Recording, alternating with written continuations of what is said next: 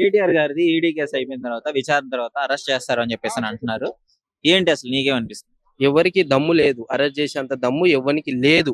కేటీఆర్ గారు అంటే మామూలు విషయం కాదు. ఎవడన్నా అరెస్ట్ చేయాలంటే వాని గుండెల్లో వాని గుద్దలో దమ్ము ఉండాలి.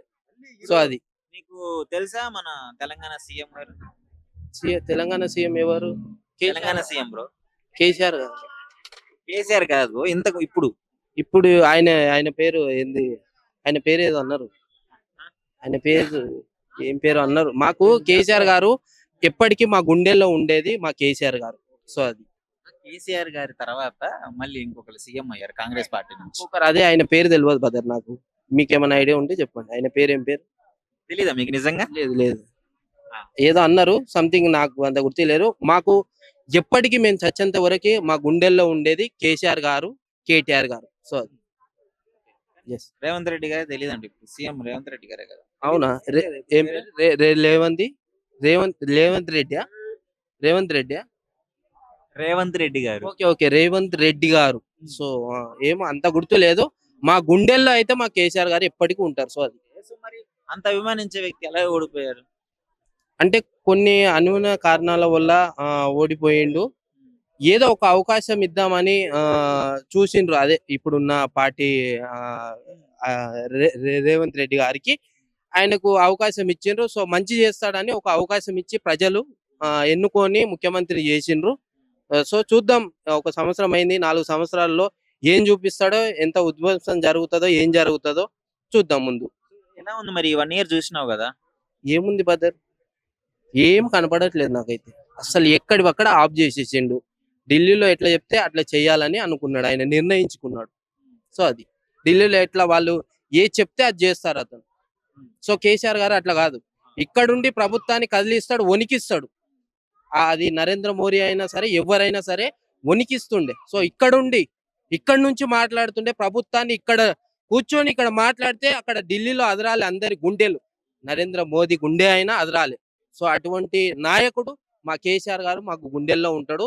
పేద ప్రజల వరకు చచ్చేంత వరకు మా గుండెల్లో ఉంటాడు. ఇప్పుడు పేద ప్రజలకి అండ అంటే కేసీఆర్ గారు. సో సో నెక్స్ట్ వరుసగా బీఆర్ఎస్ నాయకులు అరెస్ట్ అవ్వడము ఎలా అనిపిస్తుంది నీకు? మొన్న కౌశిక్ రెడ్డి గారు కావచ్చు, అంటే ఇప్పుడు ఏంటంటే, ఇప్పుడు ఏవైతే గ్యారెంటీలు ఇచ్చిండ్రో మీరు ఎందుకు ఇవ్వట్లేరు? రైతు బంద్ అన్నారు, ఇంతవరకు వేయలే. పండగ తర్వాత వేస్తున్నారు, పండగ అయిపోయింది, రైతు బంద్ వేయలే. 4000 పింఛన్ అన్నాడు, కనీసం 2000 కేసీఆర్ పెట్టిన 2000 గిట ఇయ్యలేదు ఈయన. మహిళలకు స్కూటీలు ఇస్తా అన్నాడు, ఇయ్యలేదు. మహిళలకి 2500 ఇస్తా అన్నాడు, ఇయ్యలేదు. గ్యాస్ సిలిండర్ 500కి ఇస్తా అన్నాడు, ఏది గ్యాస్ సిలిండర్ 500కి? 200 యూనిట్లు కరెంటు ఫ్రీ అన్నారు, ఎవరికి అందింది? ఓనర్సే తీసుకుంటున్నారు కదా. కిరాయిదారులు 10,000, 20,000, 30,000, 5,000 కట్టి ఉంటున్నాడు కదా. మరి కిరాయిదారుడికి 200 యూనిట్లు కట్ చేసి ఇయ్యాలి కదా, మరి ఇవ్వట్లేరే. ఇవన్నీ మాట్లాడితే, ప్రశ్నించిన వాడి మీద ఇవన్నీ మాట్లాడితే వాడిని కేసులు పెట్టండి. కరెంటు పోతుందని అడిగితే కేసులు పెడతారు. ఇది రాజకీయమా? ఇది ప్రజాపాలన? ఇదే రాజకీయం అంటారా? ఇది ప్రజాపాలన అంటారా? అసలు ఫైనల్ ఏమంటావు మరి ఇప్పుడున్న కాంగ్రెస్ ప్రభుత్వ పాలన గురించి? ఏం లేదు, జీరో. ఎస్. ఇంతకు ముందు కేసీఆర్ గారు మా గుండెల్లో ఉన్నాడు. మాకు కళ్యాణం పక్కన పెట్టేసే రాష్ట్రానికి ఎంత చేశారు అనుకుంటున్నాం? చాలా చేసిండు. డెవలప్మెంట్స్ కానీ, నీళ్ళు తేవడం కానీ, రైతులను ఆదుకోవడం కానీ, ఎంతో మంచి మంచి పథకాలు చేసిండు. కళ్యాణ లక్ష్మి ఇచ్చి, మాకు తండ్రిలాగా ఆదుకొని కళ్యాణ లక్ష్మి ఇచ్చి, ₹1,00,000 కళ్యాణ లక్ష్మి ఇచ్చి, కేసీఆర్ కిట్టి ఇచ్చి, ఇవన్నీ ఇచ్చిండు. కేసీఆర్ గారు మాకు ఎప్పుడు గుండెల్లో ఉంటారు, పేద ప్రజల గుండెల్లో ఉంటాడు ఎప్పుడు. ఇప్పటికి చెప్తున్నా, ఆయన గుండెల్లో ఉంటాం మేము. 100% వస్తారు. రాబోయే రోజుల్లో మంచి భవిష్యత్, ఇంకా చాలా ఈ రాష్ట్రాన్ని ఇంకా అత్యంత దేశాలు గుర్తుపడే స్థాయికి తీసుకెళ్తాడు తెలంగాణ రాష్ట్రాన్ని. చెప్పండి అన్న, కేటీఆర్ గారు అరెస్ట్ అవ్వబోతున్నారు అంటున్నారు ఈడీ ఇన్వెస్టిగేషన్ తర్వాత. అసలు ఎలా ఉండబోతున్నారు? అరెస్ట్ అవుతారంటారా? లేదంటారా? ఒకటన్న, ఇప్పుడు ఇంకొక 1 అవర్లో ఈ విచారణ అనేది కంప్లీట్ అవుతుంది. మాకు తెలిసిన సమాచారం వరకు ఇంతకుముందు కూడా ఈ విచారణ ఆల్రెడీ ఏసీబీ వాళ్ళు చేశారు. ఆ విచారణలో మా కేటీఆర్ గారు స్పష్టమైన సమాధానం చెప్పినట్లుగా అతను బయటకు వచ్చి, మరి నేను ఇంకా 10-20 క్వశ్చన్లు అడిగితే సమాధానం లేకుండా పారిపోయారు ఏసీబీ వాళ్ళని స్పష్టంగా చెప్పడం జరిగింది. అదే విధంగా ఆయన ఈ రోజు వెళ్లే ముందు కూడా స్పష్టంగా తన ఎక్స్ లో క్లియర్ గా ట్వీట్ చేయడం కూడా జరిగింది. దీనిలో ఒక్క రూపాయి కూడా అవకతవక జరగలేదు. స్పష్టంగా అతను ఎక్స్ లో ట్వీట్ చేసి మరి వెళ్ళడం జరిగింది. గవర్నమెంట్ సొమ్మును కావచ్చు, ఇప్పుడు ప్రజల సొమ్మును కావచ్చు, దుర్వినియోగం చేసినట్టుగా అంటే ఎలాంటి ప్రూఫ్లు లేవు. అదే అండి, అతను ఈ రోజు స్పష్టంగా ఈడీ ఆఫీస్ కి వెళ్లే ముందే స్పష్టంగా తన ఎక్స్ లో ట్వీట్ చేయడం జరిగింది. ప్రతి దానికి ఎవిడెన్స్ ఉంది, ప్రతి రూపాయి ఎక్కడ ఖర్చు పెట్టినామో మా దగ్గర పూర్తి వివరాలు ఉన్నాయి, దీనిలో ఎలాంటి అవకతవక జరగలేదు. రాష్ట్రంలో మన ఈ రాష్ట్రానికి సంబంధించిన ఇమేజ్ ని పెంచడానికే ఈ రేస్ అనేది తీసుకురావడం జరిగింది. ఇది ప్రపంచంలో మన హైదరాబాద్ ను ఒక ల్యాండ్ మార్క్ గా చూపించడానికే మేము ఈ రేస్ అనేది కండక్ట్ చేశాం తప్ప దానిలో 1 పైసా కూడా అవినీతి లేదని స్పష్టంగా తన ఎక్స్ లో పోస్ట్ చేయడం జరిగింది. అదే గతంలో కూడా మనం ఏసీబీ వాళ్ళు పిలిచినప్పుడు స్పష్టంగా తను వెళ్లి విచారణను ఎదుర్కోవడం జరిగింది. అదే విధంగా తను ఇంకా తిరిగి ఒక 10-20 క్వశ్చన్లు అడిగితే ఏసీబీ వాళ్ళు సమాధానం చెప్పక వాళ్ళు వెళ్ళిపోయిన పరిస్థితి. ఈ రోజు కూడా అదే రిపీట్ అయిద్దని మేము అనుకుంటున్నాము. ఎందుకంటే ఒక బాధ్యత గల మంత్రిగా ఆయన అప్పుడు వ్యవహరించినప్పుడు ఇంత పెద్ద ఆరోపణలు అప్పుడు ఈ కాంగ్రెస్ నాయకులు తీసుకురాలేదు. ఈ రోజు అధికారం వచ్చిందని అధికార మదంతో అతని పైన అనేక రకాల కేసులు పెట్టడం జరుగుతుంది. కానీ వీటిని ఎదుర్కొనే సత్తా సామర్థ్యం ఉన్న నాయకుడు అని మేము భావిస్తున్నాము. ఇలాంటి కేసులకు బీఆర్ఎస్ పార్టీ నాయకులు ఎవ్వరు కూడా భయపడరు. మొన్న జరిగిన కౌశిక్ రెడ్డి ఘటన అయితేనేమి, ప్రతి ఒక్క నాయకుడు కార్యకర్త ఎవరైనా కూడా ఇలాంటి కేసులకు ఎవ్వరు భయపడరు. ఇది ఉద్యమాల గడ్డ, తెలంగాణ గడ్డ. ఎంత దెబ్బలు తింటే అంత పైకి ఎదుగుతాము తప్పించి వంగం అనేది స్పష్టంగా తెలియజేస్తున్నాం. బీఆర్ఎస్ నాయకులు వరుసగా అరెస్ట్ అవ్వడం అసలు ఎలా అనిపిస్తుంది గవర్నమెంట్ వచ్చిన తర్వాత? అదే అండి, మొన్న మన ఈయన కౌశిక్ రెడ్డి గారు కూడా ప్రెస్ మీట్ పెట్టి చెప్పడం జరిగింది. అతను మంచి క్రికెట్ ప్లేయరు. అలాంటి వ్యక్తి మీద ప్రభుత్వం వచ్చిన సంవత్సర కాలంలో 31 కేసు నమోదు చేయడం జరిగింది. తన పైన ఎలాంటి ల్యాండ్ మాఫియా కానీ, రేప్ కేసు కానీ, మర్డర్ కేసు కానీ ఇలాంటి ఏవి లేవు. కేవలం కక్షపూరితంగా ప్రజల కోసం అడిగిన 6 గ్యారంటీలను ప్రశ్నిస్తేనే కేసులు పెడుతున్నారు. కవిత మీద అయితేనేమి, హరీష్ రావు గారి మీద అయితేనేమి, కేటీఆర్ గారి మీద అయినా ప్రతి ఒక్కరి మీద ఇన్ని కేసులు పెడుతున్నారు తప్ప సంవత్సర కాలం అవుతుంది, ఇప్పటి వరకు ఒక ప్రూఫ్ కూడా రాష్ట్ర ప్రభుత్వం దగ్గర కానీ, కేంద్ర ప్రభుత్వం దగ్గర ఒక ప్రూఫ్ కూడా లేని సందర్భం ఈ రోజు రాష్ట్ర ప్రజలందరూ చూస్తున్నారు. నాయకులందరి మీద వేశారు కదా, రేపు కేసీఆర్ గారిని కూడా ఈ విధంగా ఒకవేళ అరెస్ట్ చేయబోతున్నారు అనే న్యూస్ వస్తే ఏంటి పరిస్థితి? ఒకటండి, మీరు అన్నది కరెక్ట్. ఇది ఆల్రెడీ ఇప్పుడు కాదు, ఎప్పటి నుండో జరుగుతుంది. ప్రభుత్వం వచ్చిన కొత్త నుండే కేసీఆర్ గారిని అరెస్ట్ చేయాలని ఒక పథకం ప్రకారం కాళేశ్వరంలో అవినీతి జరిగింది. అందులో రకరకాల విభిన్న కోణాలు తీసుకురావడం జరిగింది. ప్రభుత్వం వచ్చి సంవత్సర కాలం అవుతుంది, కాళేశ్వరానికి ఎలాంటి డ్యామేజ్ జరగలేదు. 1-2 పిల్లర్లు కుంగిపోయాయి అంతే తప్పించి ఎలాంటి అవకతవక జరగలేదు అని స్పష్టంగా కేసీఆర్ గారు కానీ, కేటీఆర్ గారు కానీ, హరీష్ రావు గారు కానీ ప్రతి ఇంటర్వ్యూలో చెప్పడం జరిగింది. అదే విధంగా ఇప్పుడు ఈ రోజు ఈ కార్ రేసింగ్ లో విషయంలో కూడా సభలో, అసెంబ్లీలో అందరూ ప్రతిపక్షం సమాధానం చెప్పమంటారు. కానీ ప్రతిపక్ష నాయకులే ఈ రేస్ గురించి ఒక ప్రతిపాదన పంపితే కూడా ప్రభుత్వం తిరస్కరించిన పరిస్థితి మనం అందరం చూసాము. సభలో ఈ చర్చ జరగాలి, ఈ రేస్ గురించి ప్రజలకు ఈ సమస్యలు అసలు ఏం జరిగింది, ఏం జరగబోయింది, ఏం జరుగుతుంది అనేది స్పష్టంగా తెలియాలని బీఆర్ఎస్ నాయకులు పట్టుబట్టినా కూడా దాన్ని పట్టించుకునే పరిస్థితి మనం అందరం చూసాం. ఎలా అనిపిస్తుంది కాంగ్రెస్ పాలన వచ్చిన తర్వాత 1 year దాటింది కదా? చాలా ఇప్పుడు హైడ్రా కేసులో సూపర్ స్టార్ అయ్యారు రేవంత్ రెడ్డి గారు. హైడ్రా స్టార్ గా గత ఇన్ని సంవత్సరాల కాలంలో మనం ఎంతో మంది సీఎంలను చూశాను, కానీ ఇతను హైడ్రా సీఎం గా పక్కా నిలిచిపోతాడని మేము అనుకుంటున్నాం.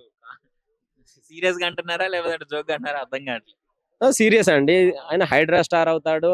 ఇప్పుడు మనం ఆల్రెడీ హైడ్రా స్టార్ అయిపోయారు. ఇంకా ఏమంటే మనం హైదరాబాద్ లో చాలా మంది స్టార్స్ చూసి ఉంటాము. ఫేస్బుక్ స్టార్ అని, యూట్యూబ్ స్టార్ అని, ఉప్పల్ బాల్ అని, ఇదో బంజారా హిల్స్ ప్రశాంత్ అని, చాలా మంది అగ్గిపెట్ట మచ్చ అని, ఇతను కూడా అంతకంటే పెద్ద స్టార్ అవుతాడని మేము అనుకుంటున్నాం. వాళ్ళతో కంపేర్ చేస్తున్నారు సీఎం ని. సో సీఎం అయినా ఎవరైనా అంత మంచి స్టార్ అని అంటున్నాను. కేటీఆర్ గారి ఈడీ విషయంలో ఈ విచారణ అయిపోయిన తర్వాత అరెస్ట్ అవుతారు అని వార్తలు వస్తున్నాయి. అసలు మీరేమనుకుంటున్నారు? ఇంకా ఇలాంటివన్నీ ఏందంటే ఇవి అధికార పార్టీ వాళ్ళు ఎవరైనా సరే, అంటే ఎవరు అధికారంలో ఉన్నా సరే ఇలాగే చేస్తారనమాట. వాళ్ళ అపోజిషన్ పార్టీ వాళ్ళు ఎవరైనా అంతే.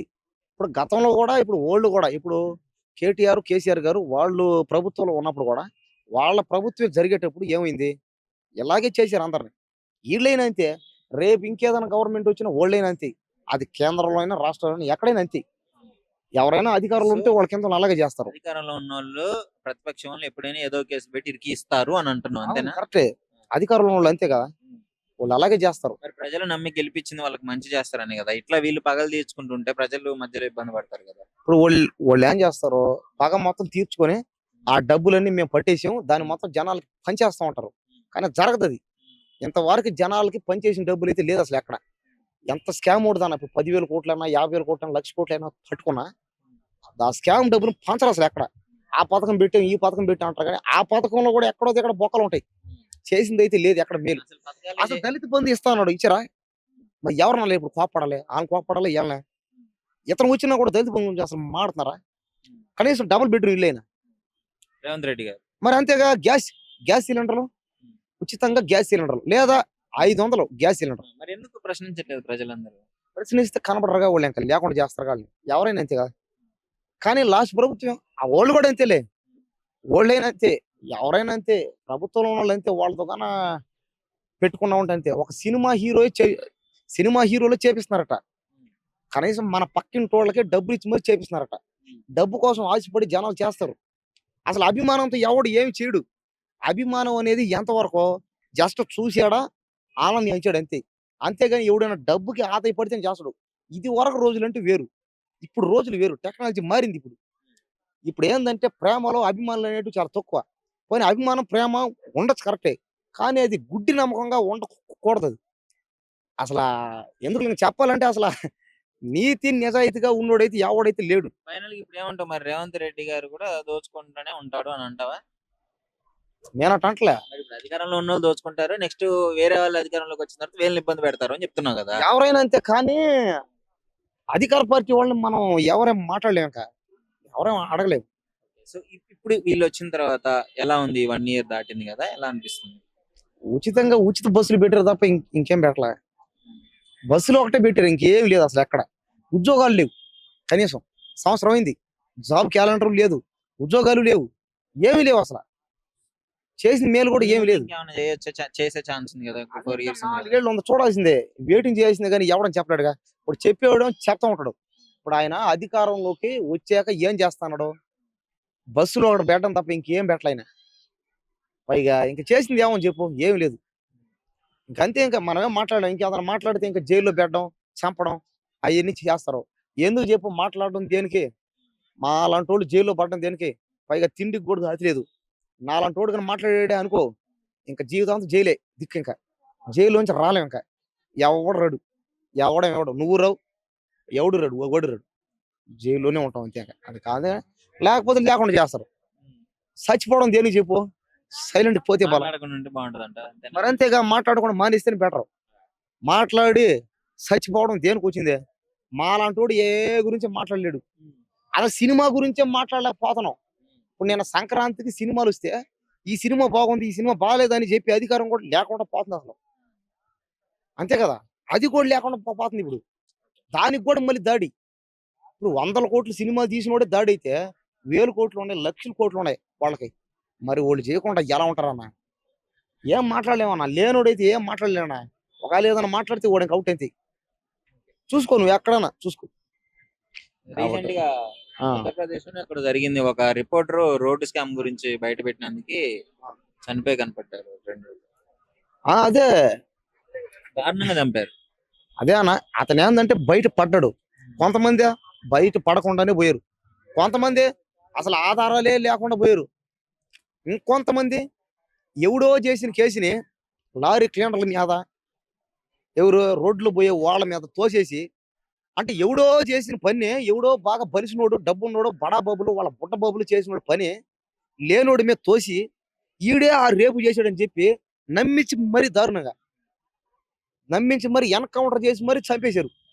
తీరా మళ్ళీ ఈ గవర్నమెంట్ మళ్ళీ అధికారం వచ్చిన తర్వాత వీళ్ళు పోయి దాన్ని గెలికి బయట తీస్తే అక్కడ జరిగిన అదే నిజాలు ఆధారాలన్నీ వేరుగా ఉన్నాయి.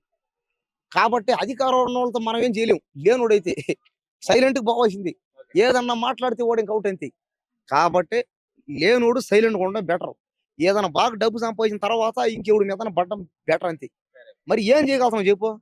ఓడెవడో వచ్చి మాట్లాడా నిన్న, కనీసం సినిమా గురించి మాట్లాడలేని పరిస్థితి ఇక్కడ. దిక్కుమాలి పరిస్థితి. సినిమా ఓడే పక్కనోడికి డబ్బులు ఇచ్చి మరి చేపిస్తున్నాడంటే ఇంకేం ఉండాల? ఎలా బతకాలి చెప్పు? ఎందుకు? కేటీఆర్ గారు అరెస్ట్ అవ్వబోతున్నారు అని చెప్పేసి వార్తలు వస్తున్నాయి విచారణ తర్వాత. మీరేమనుకుంటున్నారు? కేటీఆర్ గారిని అరెస్ట్ చేస్తామంటున్నారు. ఈడీ కేసులో అది సారీ ఆ, ఈ కార్ రేసింగ్ ఉంది కదా. అవును. ఎందుకు? దేని గురించి అరెస్ట్ చేస్తారా ఆయన చెప్పండి పాపం. ఉమ్. ఇప్పుడు రేవంత్ రెడ్డి సీఎం అయినప్పటి నుంచి ప్రతి ఒక్కరిని అరెస్ట్ చేయడమే పని. ఉమ్. మొన్నటికి మొన్న అల్లు అర్జున్ గారు లాస్ట్ కి ఏం తప్పు లేదు అని నిరూపించుకున్నాడు. ఆ? ఈయనను కూడా లాస్ట్ కి అరెస్ట్ చేసి ఆయనకు కూడా ఏం తప్పు ఉందని. అంటే అసలు మీకు ఎలా అనిపిస్తుంది? వరుసగా బీఆర్ఎస్ నాయకుల అరెస్టులు ప్రభుత్వం వచ్చిన కాడ నుంచి వరుస వివాదాలే జరుగుతున్నాయి. అవునవును. కుట్రలు అవి, కుట్రలు. కాంగ్రెస్ పార్టీ వాళ్ళు కుట్రలు చేస్తున్నారు అంతే. ఇప్పుడు కేసీఆర్ గారు కానీ కేటీఆర్ గారు కానీ ఇప్పుడు హైటెక్స్ జాబ్స్ పరంగా కానీ ప్రతి ఒక్కరికి మంచి చేశారు. అసెంబ్లీ, కేబుల్ బ్రిడ్జి, మన నెక్లెస్ రోడ్ దగ్గర ప్రతి ఒక్కటి హైదరాబాద్ సిటీ మొత్తము ఒక గ్రీన్ సిటీ లాగా చేశారు. అవునా కాదా? మరి ఇప్పుడు మళ్ళీ మళ్ళీ వాళ్ళే వచ్చేవాళ్ళు. థర్డ్ టైం కూడా కేసీఆర్ గెలిచేవారు. కానీ అక్కడ ఏం జరిగిందంటే ఇప్పుడు రేవంత్ రెడ్డి వీళ్ళు గెలవకూడదు, ఎట్లయినా పగ తీర్చుకునే విధంగా వీళ్ళు ఏం చేశారంటే ఫ్రీ బస్ పెట్టారు. ఫ్రీ బస్ పెడితే ఊర్లకి ఫ్రీగా వెళ్ళొచ్చు. తెలంగాణలో ఎన్ని ఊర్లు ఉన్నాయో అన్ని ఊర్లు ఫ్రీగా వెళ్ళొచ్చు. ప్రతి ఒక్కరు బస్సుల్లో తిరిగే వాళ్ళే.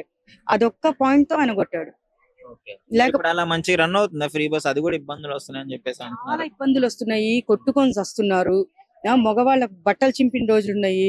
పాపం తోసేసి కింద పడి కాళ్ళు చేతులు ఇరిగిపోయిన రోజులు ఉన్నాయి ఈ 1 year లోపల. ఆయన ఏమన్నారు? అక్టోబర్ 2వ తేదీ రేషన్ కార్డులు అన్నారు. రేషన్ కార్డులు లేవు. మళ్ళీ ఇప్పుడు 28 అంట.